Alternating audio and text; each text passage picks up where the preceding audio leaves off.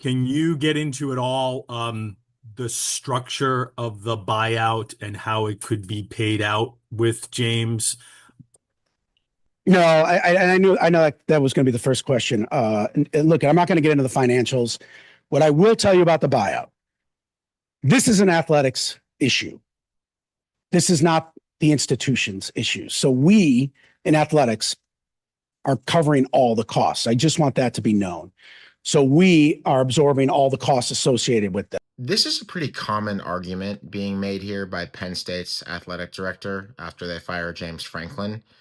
And I want to talk about it for a second because I think it's interesting and sort of true, but sort of misleading. And it's something that athletic administrators are always going to talk about when there are these big buyouts to coaches, because people come in and they say, well, it's a public university. Aren't the taxpayers going to be on the hook for this $50 million buyout or whatever?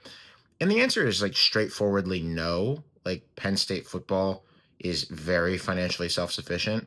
My parents who live in Pittsburgh are not going to be paying James Franklin's buyout.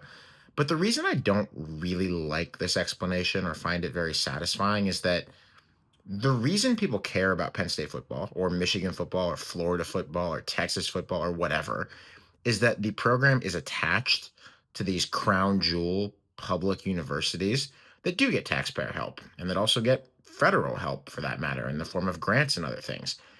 So Penn State football benefits from a million little invisible subsidies, from why you care about Penn State in the first place to even where you park when you go to a game, that to me make it a little bit weird to act like the public doesn't have a stake in what the football program does when they go and pay a buyout like this.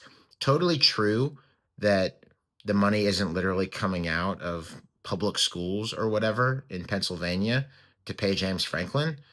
But also, I don't think you should let administrators get away with pretending like these institutions, these athletic departments, are completely separate from public goods, public institutions. I'm not trying to pick on Pat Kraft either. I just see this a lot, and I think you should keep in mind that we as the public do pay for a lot of stuff, just kind of in an invisible way with all of these college football teams at state schools.